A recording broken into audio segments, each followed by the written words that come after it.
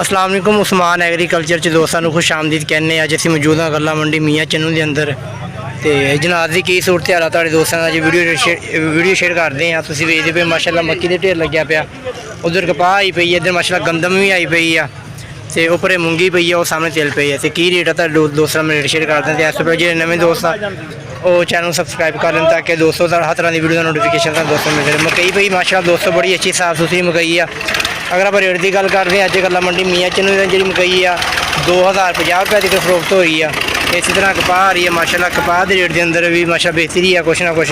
अगर आप कपाह के रेट की गल करते हैं, अज माशाअल्लाह गल्ला मंडी के अंदर 7000 तो लैके 7500 रुपये तक साफ सुथरी कपाह जी फरोख्त हो रही है। इसी तरह दोस्तों अगर आप गल करते हैं तेल तिली का रेट डाउन होना शुरू हो चुका वा। 12000 तो लैके 13500 रुपये तक तेल तिली फरोख्त हो रही है। इसी तरह अगर आप दोस्तों गल करते हैं मूंगी का रेट माशाअल्लाह अगे बेहतर वा। अगर आप रेट की गल करते हैं, अज 9500 रुपये तक मूंगी जी है 40 किलो फरोख्त हुई है।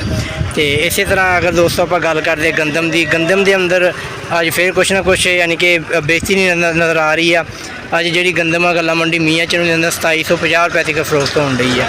ये दोस्तों जो अज रेट शेयर किया वा गल्ला मंडी मियाँ चन्नू दी आ, तो 40 किलोग्राम का रेट शेयर किया वा। तो तुहाडे इलाके के अंदर गंदम कपाह का की रेट है सानूं लाजमी दसो। इंशाअल्लाह कि नई वीडियो दोबारा मिलांगे। दोस्त अपना बहुत सारा ख्याल रखियो। अल्लाह हाफिज़।